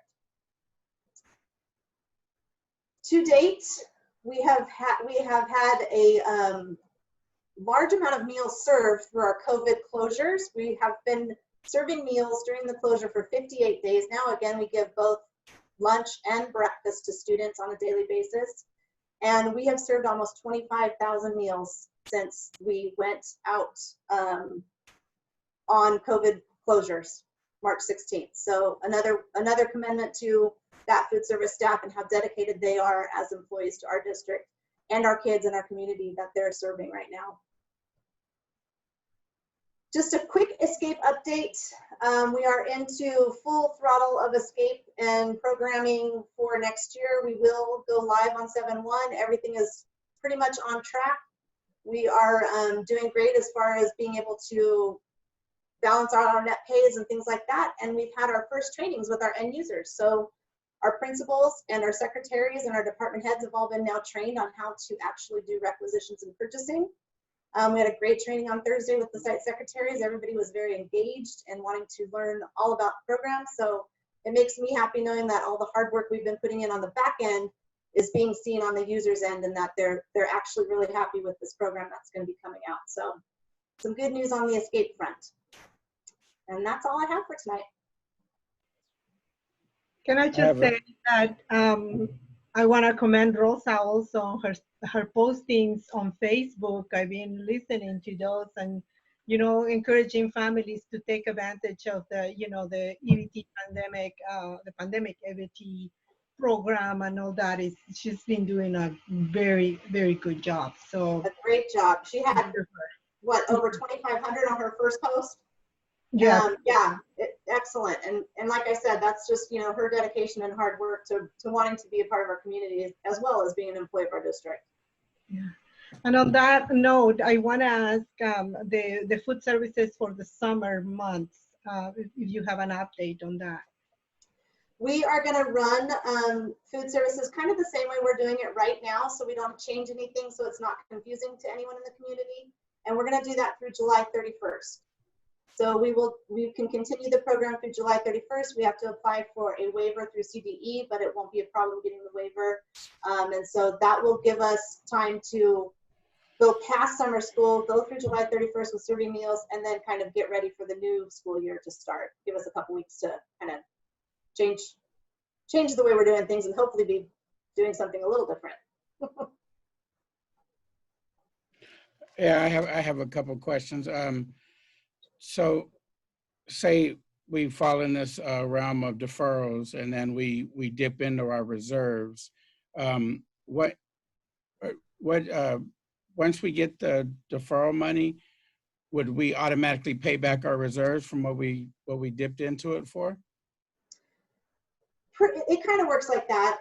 What happens is if we don't have the cash from getting the money in from the state, and that's that deferral, what we have in our reserve kind of helps with cash flow through the year. And so then once that money comes in from the state, yes, it kind of goes back into it goes into our budget, but then we won't need the reserve money as cash flow. Does that make sense? Kind of. Yeah. So yeah, I'm concerned because I feel the reserves are very important for our district, our security. I feel like we're in the area of like in '07, where everybody was saying everything's fine, and we're already starting to see some of the numbers coming out that they're incorrect. They were calculated wrong. But I also wanted to hear more about the civil rights issues that we have. Can you expound more on it? And I mean, not to confuse apples with oranges, but serving size is a serving size. One who has worked in the fields, we can order oranges a certain way because that's how they're picked and packaged, a certain size. So I understand the need for a equal size of orange, as we all hope for an equal slice of the pie. But I wanted to hear more about the civil rights, please. The civil rights, I guess it's verbiage that we have to actually put on everything that we produce. That's a USDA document. So it's just letting everybody know that they have equal opportunity to apply for free meals. They have equal opportunity for everything within the food service department. And it's literally just 2 sentences that we have on most things, but they weren't on every single thing that we publish, including our website. She wants us to put that out on our website as, you know, prominent verbiage that we are following those civil rights guidance that the federal government has put out. So these findings and comments, were they made, were we notified of them, or will we see the report? They just came out last week, and the review just finished. But at some point, I would like to have Rosa do a presentation with the board so she can go over that with the board and let you know what she's doing to correct the things that were found on the administrative review. So hopefully, Yeah, I would like to see them. Yeah, of course. And one final question, seeing that with the numbers going up with the COVID in Calistoga, have the health department been in contact with us in regards to COVID tracing? Were there any I mean, I understand the privacy of our kids is very important, but has there been any contact with the district in regards to contact with other students, staff, or public? Mark, we have not had any contact from the health department. And I actually was on a call today with Dr. Belluccio. So at this point, we have not been contacted. Anybody else questions for Maureen before we pass it on to Erin for her report?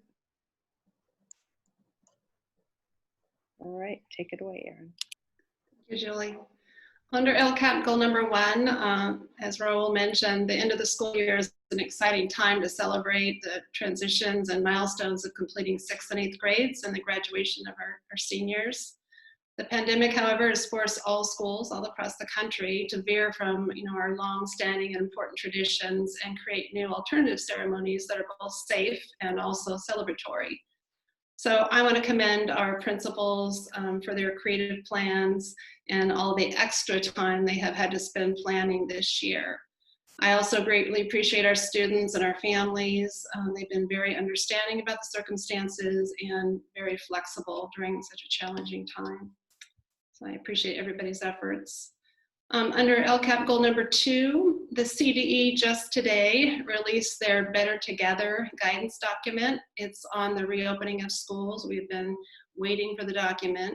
And Superintendent Thurman also held a webinar for all the superintendents in California. And it was clear during the webinar, as well during a subsequent call that we had with Dr. Belluccio, that they are only providing guidance. They are not providing direction. And it will be up to each individual school district to decide when and how we're going to open.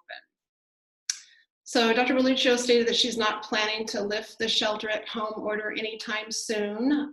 They will continue to relax certain aspects of it. She did say that she expected before too long They would be addressing athletics as well, and outdoor athletics. So she mentioned her last comments were that we could be at this for another 2 years, which was a sobering thought, to say the least, to all of us who are on the phone call. So we're meeting tomorrow, the Napa County SUPS, to discuss the guidance document. And, you know, we want to try to stay in step with one another as much as possible. But given the large variance in our size, that could be impossible in some areas. So we'll do the best we can. We want to try to stay consistent. So I will next be organizing a task force after school is dismissed this week, because everybody's pretty focused on the last week of school, and we'll start developing a reopening plan. Then under LCAP goal number 3, Nicole, Raul, and I had the honor of attending the first PK graduation on Saturday morning. And as I've mentioned in the past, they did their first seminar, the parents, and there were about 45 that started at the very beginning. They did an all-day seminar on March 16th, and then, I'm sorry, the previous Saturday. And unfortunately, we went to the shelter in place and we had to cancel their second seminar. So those parents had been meeting for 3 Saturdays in a row for 2 hours at a time and continuing their education through PK. So we held the graduation ceremony. PK did a fabulous job of hosting a virtual ceremony. And it was so inspiring to see. They had 30 parents on this call. And a lot of them, of course, had turned off their video. And the PK coordinator asked that everybody please turn on their video, as they were going to be acknowledged and they were going to show their graduation certificate. So it was just an amazing experience to see all these people's cameras popping on. And not only was it of the parents, but many of them had their families sitting with them, which was just a special thing, that they considered it such a worthwhile experience that they wanted their children to also be a part of that ceremony. And I just thought, what great role models for their children. So I know that PK staff surveyed the parents at the end of the seminar, and they will share that input with me, and I will also share it with you after I receive it. But I fully intend to find a way to fund the PK seminars for parents again next year. And not only hopefully offer these this seminar series that we've just completed, because that's really for parents new to PK, but also further seminars that allow them to advance. So I greatly appreciate the staff, and thank you to both Nicole and Raul for taking time on their Saturday to attend. And then the last input I need from the board is CSBA's annual education conference is being held this coming December in Anaheim. So you should have received a notice from them. But due to the pandemic, things are changing for them as well. They're going to be offering both online courses for the conference as well as on site at this point. Now, as you know, that could change, but they are intending to do both. So the registration opens tomorrow. It's been our experience in the past that it fills up quickly. So I need to know which option, if any, you want to pursue as either individuals or as an entire board. I'm just going to chime in and say, I want to go. Let me go. I go. I second that. Yeah, I third that one. Okay, that's the direction that Paula and I needed, so she'll get online tomorrow. Wait, I didn't hear Matt. Matt, are you in? I'm a little leery about hotels and large groups still. I think December is going to be scary, but if Paula's a wizard with booking arrangements and everything, and if she could maybe find something that is refundable or without too big cancellation fees, I'd be in. Great, thank you all. That's the end of my report. Shoot. Sorry, I was so thinking about going to Anaheim, I lost track of what I was doing. Okay, so now we were moving on to the consent agenda. So you know that actions proposed for the consent agenda are deemed routine in nature and will be enacted in one action. There will be no separate discussion of the items unless any member of the board, the audience, or staff requests specific items to be removed from the consent agenda for separate action. So does everybody okay with as the consent agenda is presented? Anybody has any questions?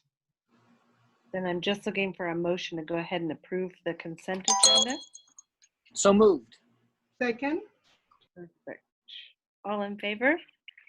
Aye. Aye. Aye. Perfect. Okay. Oh, I'm sorry, that's a roll call vote. So trustee Reed, clerk Reed, Aye. trustee Lopez Jones, Aye. trustee Maxfield, Aye. trustee Galindo, Aye. student representative. Did she go off? Perfect, she went off. Okay. And then that leads us into the fun stuff with 10.1, our action items.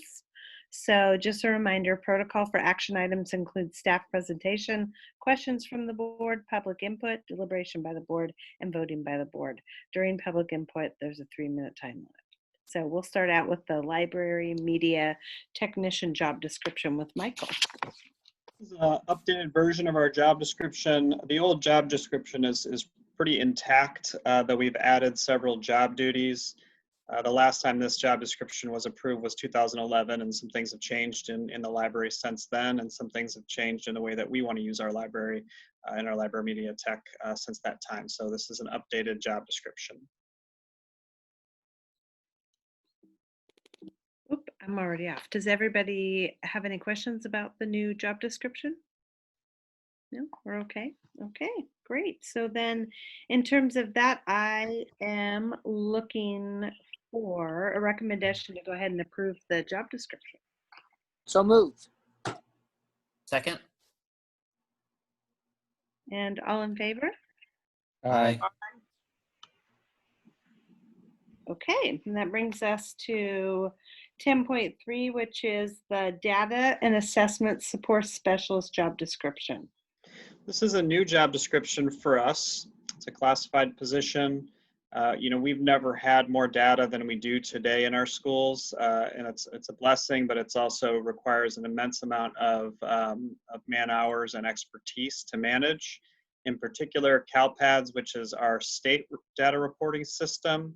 The state increasingly each year is asking for more data around student attendance, discipline, teacher credentialing, etc. Our student information system, ARIES, is in and of itself a very large system. SACE, our special ed reporting system.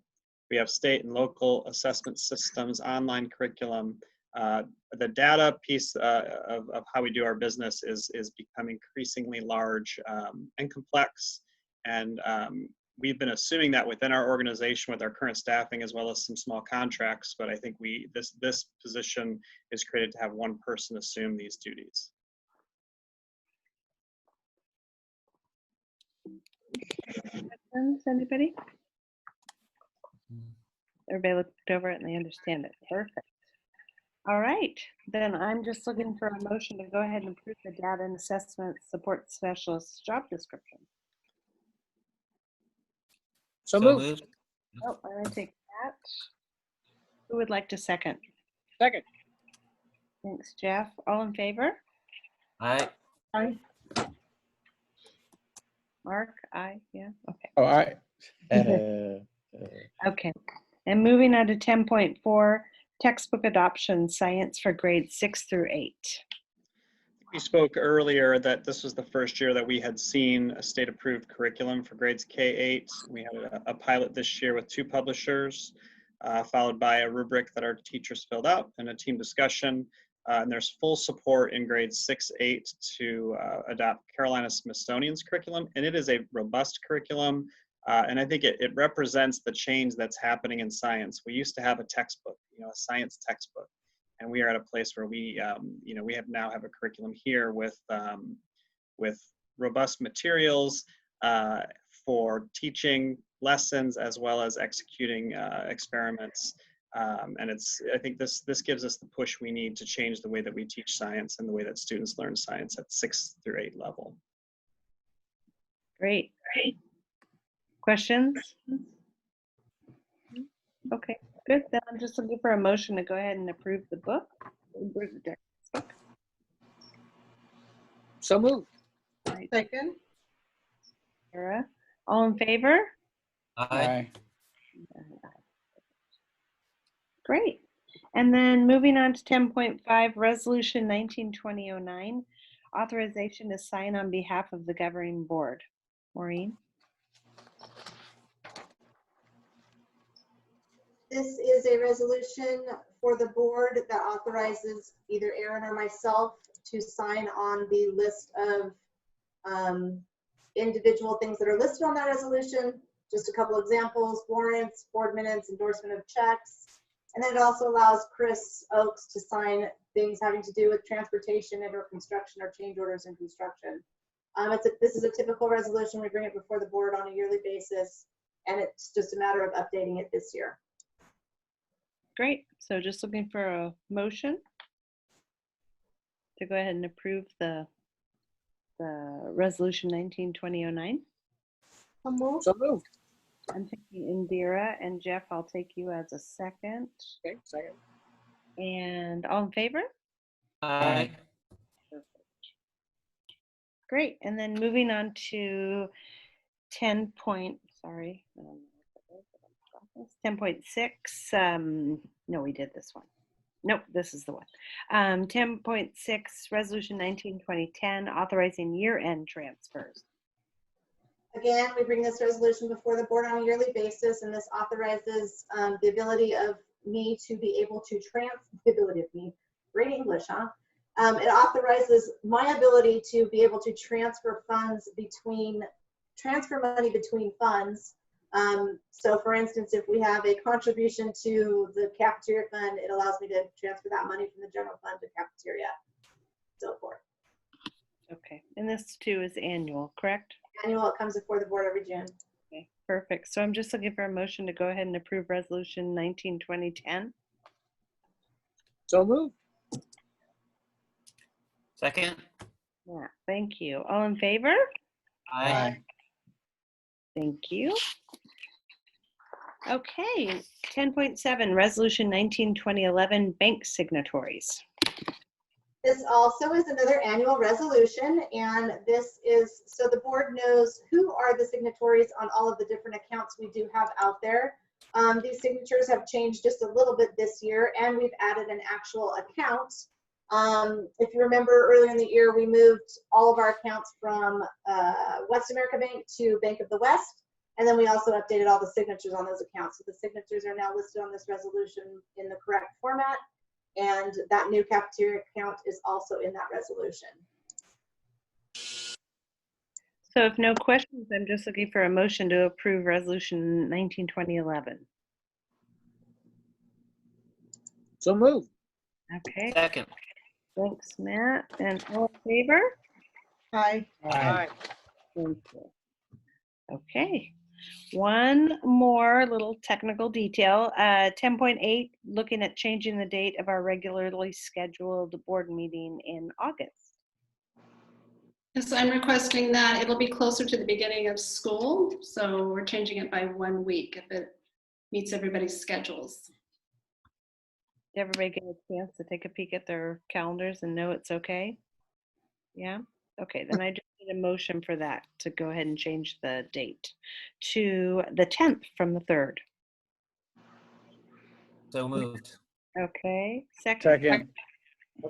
Take Mark on that second. And all in favor? Aye. Great. 10.9, now we're adopting board policies and administrative regulations that we reviewed last meeting. And these were updated to reflect current laws, regulations, and district practices. And so we're looking at those 4 resolutions, which I'm sure you guys all reviewed. Questions for any of those? No, because we already reviewed them. Great. Then I'm just looking for a motion for us to go ahead and update those board policies. Motion to approve item 10.9. Thank you, Mark. Second. And all in favor? Aye. Aye. Great. Thank you. Awesome, and that brings us to 11.1, our board meeting calendar. So now we are June 15th, which is next Monday, which will be a virtual Zoom meeting. And then Monday, August 10th. Aaron, do we want to throw it out now that we're considering doing a live meeting that date? In August, yeah, that's fine. Things could change. Things could change, but as of right now, we're hoping that perhaps August 10th with some, of course, approved format that we might be able to actually do a live meeting. So We'll be following our new protocols. that's right. Okay. And then 11.2 future, oh, do I have one more page? Future items, we're looking at budget, public hearing, and adoption. That's all we've got on the docket there. And then 11.3, there's no need to reconvene to closed session. So I'm looking for Jeff's favorite motion. I move that we conclude the meeting. All right. Second. Thanks, Mark. All in favor? Aye. Ooh, okay. Thank you, everybody. Thank you. Thanks for all the hard work. Honestly, we pulled off amazing things. So quick question.